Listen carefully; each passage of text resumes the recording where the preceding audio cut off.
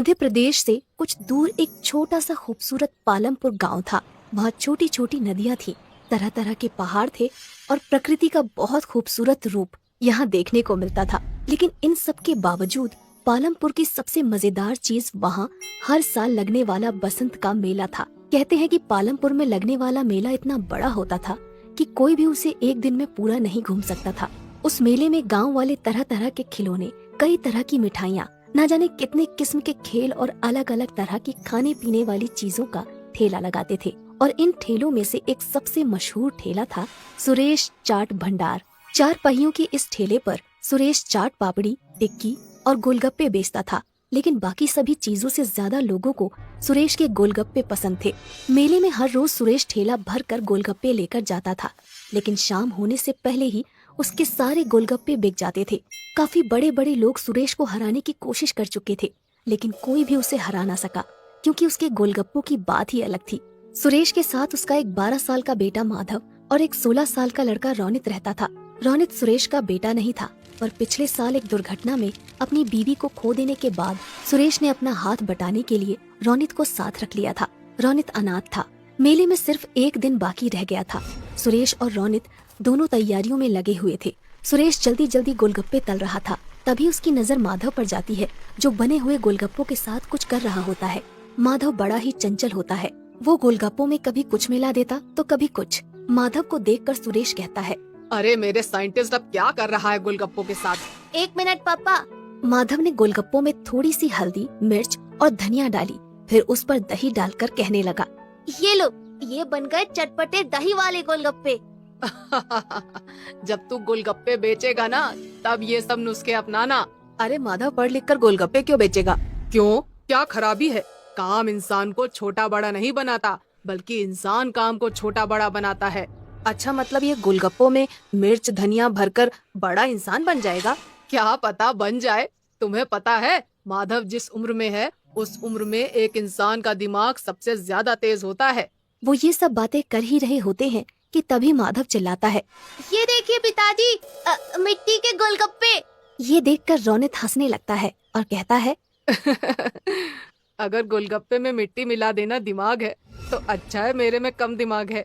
अच्छा चुप रहो, वो हरी वाली पोटली लाकर इस पानी में मिला दो। मैं बाहर काम से जा रहा हूँ, आते हुए रात को देर हो जाएगी। ये कहकर सुरेश वहाँ से चला जाता है और रोनित पोटली के पास चला जाता है।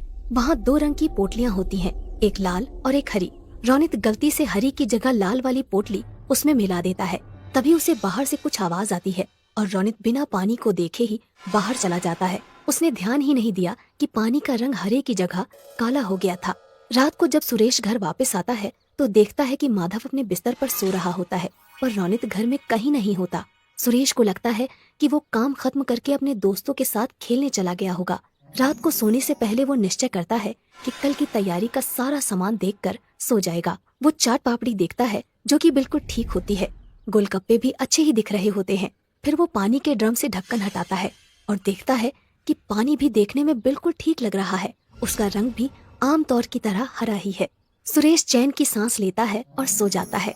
अगले दिन सुबह सुबह सुरेश मेले में अपना ठेला लेकर पहुंच जाता है। सुरेश काफी थका हुआ था, क्योंकि रोनित अभी तक वापस नहीं आया था, इसलिए उसे अकेले ही सारा सामान ठेले पर लाद कर मेले में आना पड़ा। वो रोनित से गुस्सा भी था और उसे उसकी फिक्र भी हो रही थी। मेले में खड़ा सुरेश रोनित के बारे में सोच ही रहा था कि उसको एक आवाज आती है, भैया गोलगप्पे दो ना। जी देता हूँ। भैया जैसे पिछली बार खिलाए थे ना, तीखे वाले, वैसे ही देना। सुरेश ने उन्हें गोलगप्पे खिलाए। गोलगप्पे मुंह में रखते ही लड़की ने वापस बाहर निकाल दिया और कहा, ये क्या वाहियात गोलगप्पे हैं। सुरेश चौंक गया। लड़की ये कहकर वहाँ से चली गई और सुरेश ने एक गोलगप्पे में पानी भरकर अपने मुंह में रखा। उसने फौरन उसे बाहर निकाल दिया, क्योंकि गोलगप्पे का स्वाद सचमुच बहुत खराब था। जल्द ही ये खबर पूरे मेले में फैल गई और कोई भी सुरेश से गोलगप्पे लेने नहीं आया। शाम तक एक भी गोलगप्पा नहीं बिका और परेशान होकर सुरेश वापस जाने लगा। वो अपना ठेला खींचता है और वापस जा रहा था कि उसने देखा कि मेले में एक नई दुकान लगी है, जहाँ काफी भीड़ है। उसने पास जाकर देखा तो एक नई कंपनी गोलगप्पे बेच रही थी और लोगों की भीड़ वो गोलगप्पे खा रही थी। सुरेश इधर उधर नजर दौड़ा ही रहा था कि उसने देखा कि गोलगप्पे रोनित बेच रहा था। सुरेश समझ गया कि ये वही कंपनी है जो सुरेश को काम पर रखना चाहती थी, पर सुरेश के मना कर देने पर उन्होंने रोनित को पटाकर उसका काम खराब कर दिया। सुरेश कुछ नहीं बोला, उसने अपना ठेला लिया और चलने लगा। उसे इस बात का दुख नहीं था कि उसके गोलगप्पे नहीं बिके, पर इस बात का ज्यादा दुख था कि जिस रोनित को उसने अपने बच्चे की तरह पाला, उसने उसे धोखा दे दिया। यही सोचते सोचते वो घर पहुंच गया। उसे देखते ही माधव बहुत खुश हुआ और बोला, पापा, आप इतनी जल्दी आ गए और सारे गोलगप्पे वापस क्यों ले आए? वो बेटा, पता है मुझे, आप इसलिए लाए ना ताकि मैं नए गोलगप्पे बना सकूं। सुरेश ने मुस्कुराकर कहा। हाँ हाँ बेटा, जाओ नए गोलगप्पे बनाओ। ये सुनकर माधव खुश हो गया और कुछ गोलगप्पे लेकर वहाँ से चला गया। सुरेश वहीं बैठकर सोचने लगा कि कैसे अपने गोलगप्पे बेचने का काम दोबारा से शुरू करे। वो ये सब सोच ही रहा होता है कि माधव अचानक उसके सामने आकर कहता है, पापा, आ करो। अरे क्यों? आ करो ना। सुरेश ने अपना मुंह खोला और माधव ने एक काला सा गोलगप्पा उसके मुंह में डाल दिया। ये क्या डाल दिया मेरे मुंह में? क्या मिलाया है तूने इसमें? चॉकलेट। अच्छा। ये गोलगप्पे खाकर सुरेश के दिमाग में एक आइडिया आया ही होता है कि तभी माधव कहता है, ये लो पापा, ये भी खाओ। सुरेश मुंह खोलता है, इसमें क्या मिलाया है तुमने? मिट्टी और लाल मिर्च। सुरेश हंसने लगता है और माधव को गले से लगा लेता है। फिर सुरेश पूरी रात अपने कमरे में कुछ करता रहता है। अगले दिन मेले में रोनित के गोलगप्पे बिक रहे होते हैं। तभी एक आवाज आती है, ये क्या खा रहे हो? वहाँ चलो सुरेश के पास, कुछ नए किस्म के गोलगप्पे आए हैं। ये सुनते ही सब सुरेश के पास चले जाते हैं और देखते हैं कि उसके ठेले पर चॉकलेटी रंग के बेहद खूबसूरत और अलग से गोलगप्पे रखे हैं। सब वो गोलगप्पे खाते हैं और सुरेश की बहुत तारीफ करते हैं। तभी रोनित वहाँ आता है और कहता है, तुमने ये कब बनाए?